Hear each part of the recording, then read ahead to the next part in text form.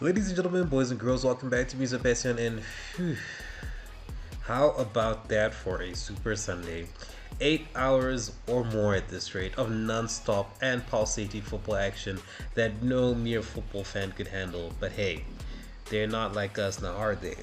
In any case, if you missed out on any of the 6 Super Sunday matches that went down in the WSL, then worry not, because this video right here that you are listening to will recap it all with our travails across England beginning in Manchester.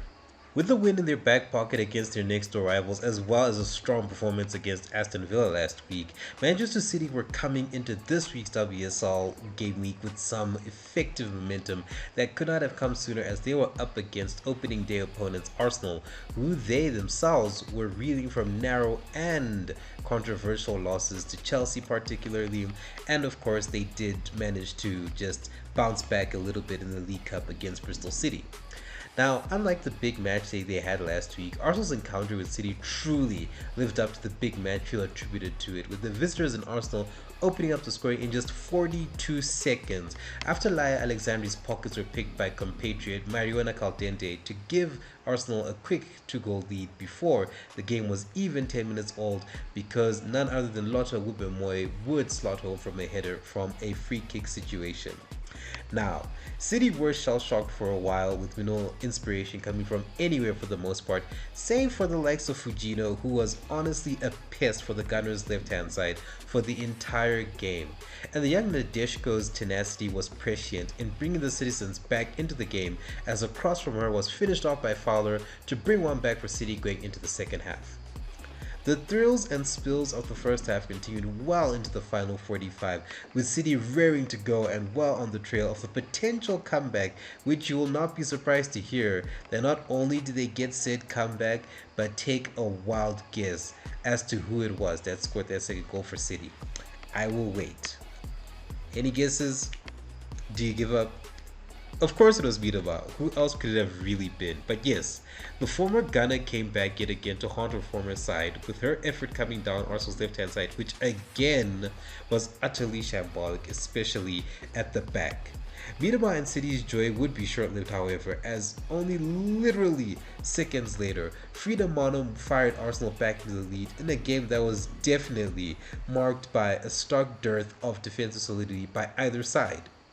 As the game progressed into the hour mark, Arsenal were the victims of some sinister work,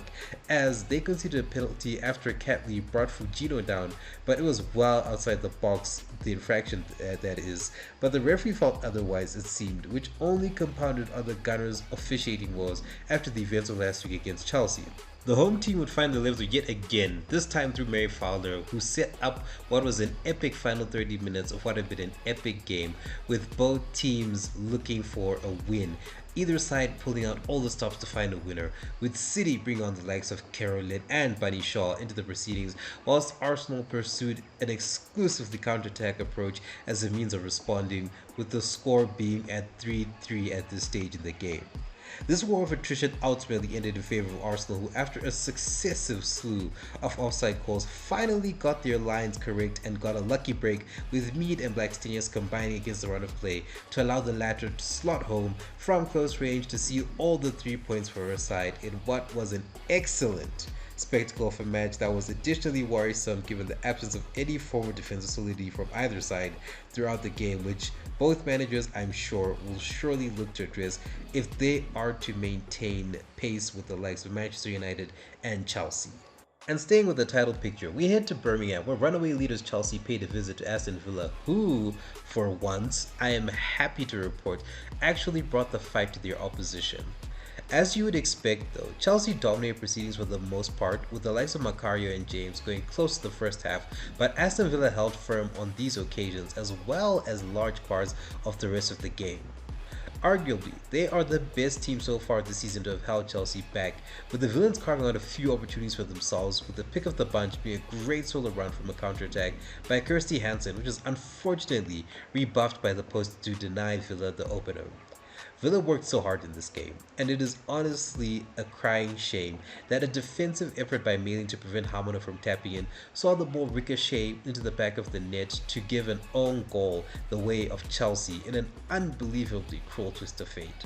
The home side, though, pushed and pushed hard, they did indeed, to try and find a leveler, but unfortunately, time was not on their side, as the own goal proved to be decisive in Chelsea gaining all 3 points, albeit by the skin of their teeth. Heaps of credit must go to Aston Villa, who played their hearts out in this game, and as someone who has often criticized their lack of ambition, it was very refreshing to see them go all in this game against a tough opponent who honestly got away with murder. The halfway point of Super Sunday was marked by another goal fest to rival that of Arsenal vs City, with Everton welcoming a city of their own in Leicester to the show. The home team smelt the blood in the air pretty much from the get-go and effectively rewound the clock to their performance against Liverpool earlier in the season and just went for it guns blazing. It took barely 5 minutes for new Toffee signing Kelly Gago to open the scoring with a great setup from Shinois. Leicester, though, were not going to let sleeping dogs lie, as they would soon respond with the equalizer courtesy of a clinical effort from O'Brien to draw things level. Everton would come roaring back and nearly went ahead again with a great effort from Wheeler that was sensationally saved by Leipzig.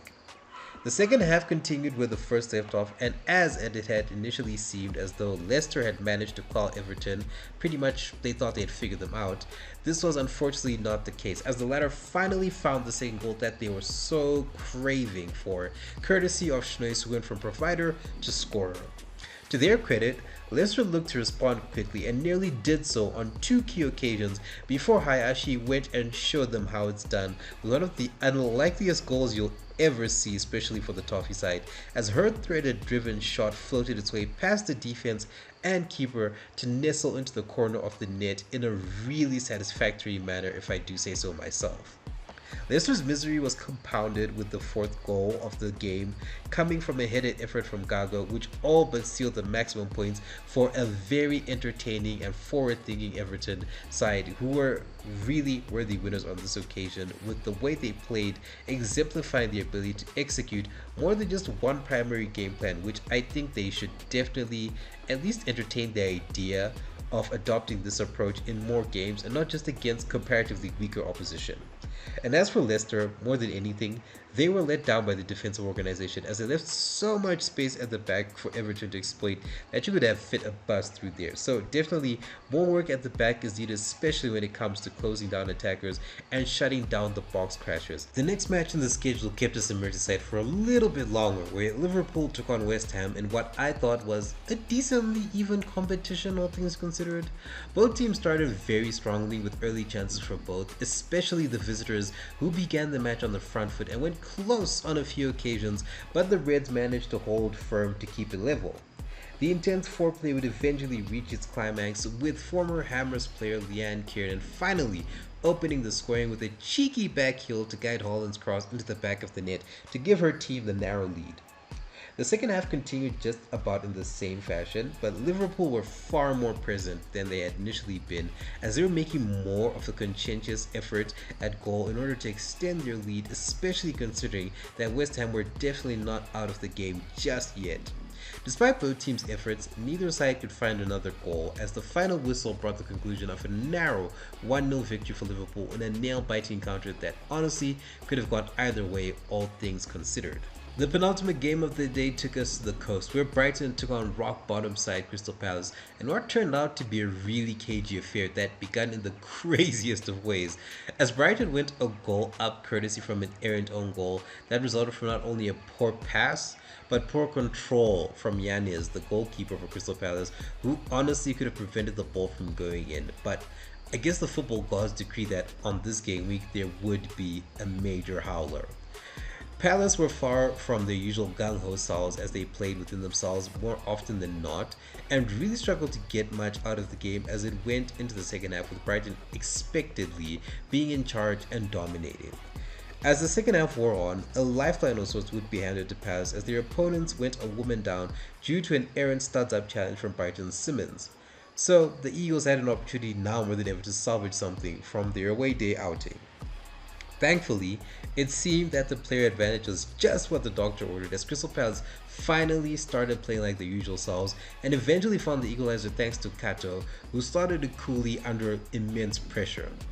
All the action would ultimately peak in a bittersweet crescendo from Brighton's McLaughlin, whose whipped cross found the charging Honest Leggers, who went one-on-one with the keeper but was denied the winner by near minute margins by the post, which proved to be the best signing off for this game, as it would end 1-1 to give both sides a split of the points in a match that got better as time went on, with Palace arguably being the happier of the two with the result, whilst Brighton continued to search for a way to end their current slump in league form, as they are currently winless in their last 3 matches.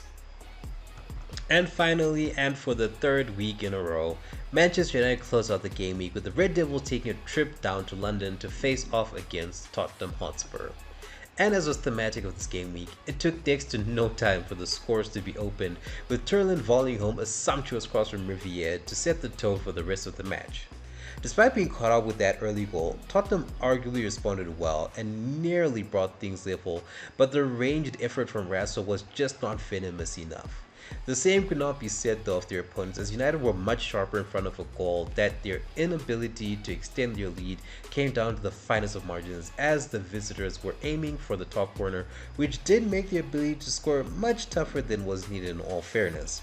Spurs, though, despite being down and corralled in their own half for most of the game, did not waver, and actually they came close on a few occasions, especially towards the end, to finding a leveler, but it was not meant to be, as Manchester United would secure their 5th consecutive win in the WSL to keep up the fleeting pace with Chelsea as best as possible to bring the game week to an emphatic close.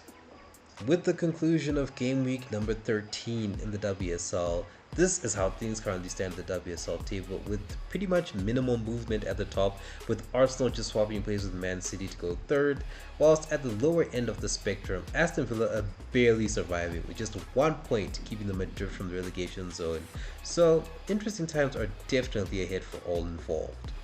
13 games down, 9 to go, and how do you think this is all going to turn out? Leave your thoughts on that and anything that caught your eye in this game week number 13 of the Barclays Women's Super League. Make sure to like, share, and subscribe if you enjoyed today's video. And before I go, I just want to wish a massive congratulations to Chelsea goalkeeper Zakira Musovic, whose pregnancy was announced whilst I was recording this. That is honestly very beautiful news, and hopefully she has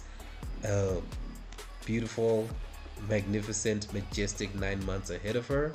and hopefully when the time comes she gives birth to a very healthy and happy and bouncy baby. And on that beautiful, positive, and cheerful note to start the week very well, I will see you in the next one.